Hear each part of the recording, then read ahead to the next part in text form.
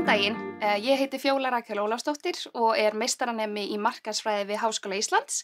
Ég ætla aðeins að fá að kynna námslínuna fyrir ykkur. Ef við byrjum bara á því hvað snýst markaðsfræðin. Markaðsfræði snýst rosalega margt og í raun miklu meira en við gerum okkur grein fyrir. Hún veitir okkur meðal annars mikla innsýn í viðskiptavini og neytendur, en við erum öll neytendur og því snertir hún okkur sjálfa miklu leyti. Að skilja þarfir og langanir og átta sig á því hvernig hugur neytenda virkar mjög áhugavert umræðefni. Og eins og þið heyrið þá þetta mitt áhugasvið innan markaðsfræðinnar, en hún kemur að sjálfsögðu inn á margt annað. Í náminu er rík áhersla á að byggja upp þekkingu á sviði markaðsfræði. Bæði þá þegar kemur á fræðilegri þekkingu, en einnig hvernig við beitum markaðsfræðinni í raunverulegum aðstæðum. Og ég tel það mjög mikilvægan hluta af námslínunni. Í náminu er einnig hvatt til gagnrýninnar hugsunar og nemendur fá þjálfun í sjálfstæðum vinnubrögðum. Ef við nefnum dæmi námskeið þá koma fyrst upp í kollinn á mér neytendahegðun, vörumerkjastjórnun, samhæfð markaðssamskipti og rannsóknir í markaðsfræði. En að mínu mati ná þessi 4 námskeið rosalega vel utan línuna. Í neytendahegðun þá fáum við innsýn í neytendur, skiljum þarfir og langanir og áttum okkur betur á því hvað hefur áhrif á kauphegðun. Vörumerkjastjórnun, vörumerki eru náttúrulega allstaðar í kringum okkur og þau skipta rosalega miklu máli líka í markaðsfræðinni. En til dæmis þá mynda rosalega margir viðskiptavinir mikil tengsl við vörumerki og jafnvel tryggð. Og þessi áfangi kennir okkur ýmislegt mikilvægt vörumerki og svo stjórnun þeirra. Markaðssamskipti eru líka mjög mikilvægur partur af markaðsfræðinni. En þá í raun átt við hvernig fyrirtæki eiga í samskiptum við núverandi og mögulega viðskiptavini. Mikilvægt að skilaboð fyrirtækja séu samhæfð á öllum vettvöngum og þess vegna þessi áfangi meðal annars mjög áhugaverður. Rannsóknir í markaðsfræði svo áfangi sem kemur meira inn á hagnýta hluta markaðsfræðinnar, sem auðvitað ekki síður mikilvægur og þessi áfangi mjög góður grunnur fyrir lokaritgerðina. En hvers vegna námið? Námið kemur bæði inn á fræðin og veitir góðan grunn hvað varðar ýmsa þekkingu í markaðsfræðinni. En það eins og ég nefndi áðan líka lögð áhersla á hagnýta þekkingu sem að ég tel rosalega mikilvægt. Námið einnig tengt atvinnulífinu og það til dæmis algengt að gestafyrirlesar víðsvegar úr atvinnulífinu komi í tíma í markaðsfræðinni. Það getur verið dýrmæt reynsla að heyra og læra frá þessum gestum og tengir mann í raun betur við atvinnulífið. Það einnig lögð áhersla á raunverkefni í náminu, en það kennir mann að læra að nýta þekkinguna í atvinnulífinu.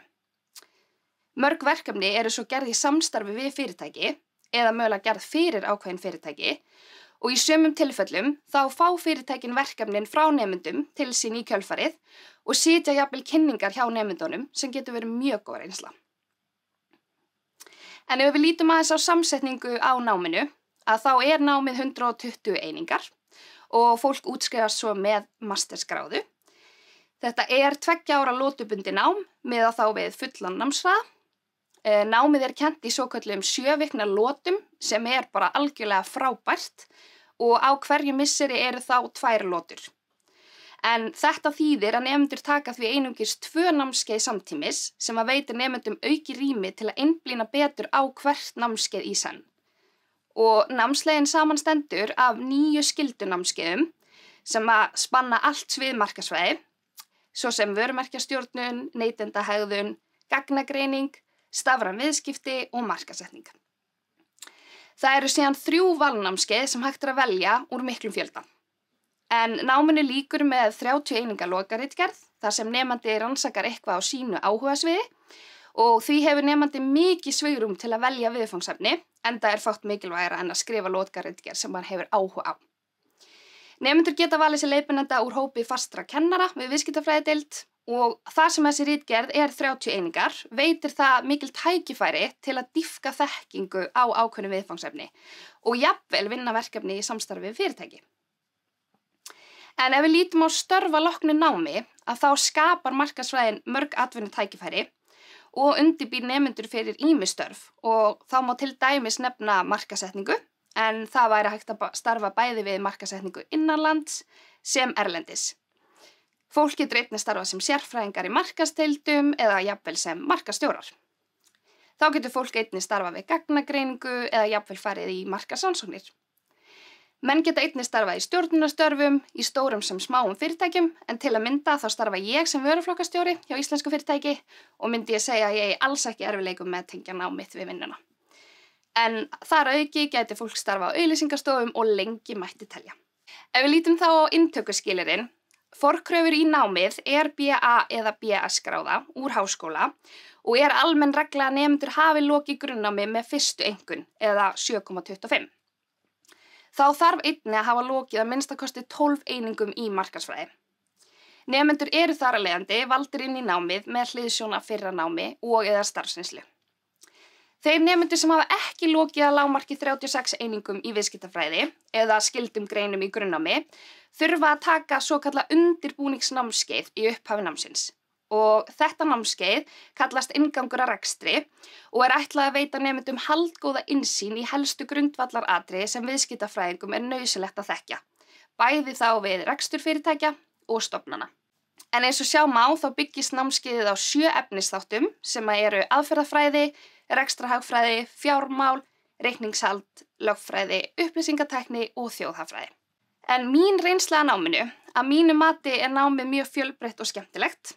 Það hefur verið rosalega lærdómsríkt og þar sem ég hef mikinn áhuga á markaðsfræði hafa þessi 2 ár veitt mér mikil tækifæri til að bæta við mig þekkingu og reynslu.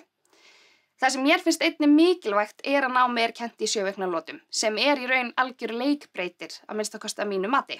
Þetta veitir manni betri yfirsýn og gerir manni kleift að einblína betur á hvern áfanga og í kjölfari gengur manni betur í námi og áhuginn eykst fyrir vikið, að minnstakosti í mínu tilfelli. Tenging námsins við fyrirtæki og atvinnulífið er einnig meira en ég bjóst við áður en ég hóf námið og tel ég mjög jákvætt og mikinn kost að fá að vinna til dæmis raunverkefni fyrir íslensk fyrirtæki. Að lokum hef ég einnig myndað dýrmæt tengsl bæði við nemendur og kennara og stækka tengslanett mitt með því að kynnast fólki bæði í atvinnulífinu og innan akademíunnar. Ef þið hafið frekari spurningar er alltaf hægt að skoða vefsíðu viðskiptafræðideildar viðskipti.hi.is en þið getið einnig haft samband við nemendaþjónustu félagsvísindasviðs. Ef þessi kynning hefur vakið áhuga ykkar þá hvet ég ykkur eindregið til að sækja nám í markaðsfræði hjá Háskóla Íslands. Að lokum skil ég eftir 2 skemmtilegar og mikilvægar setningar frá Philip Kotler, markaðsfræðing og þakka kærlega fyrir mig.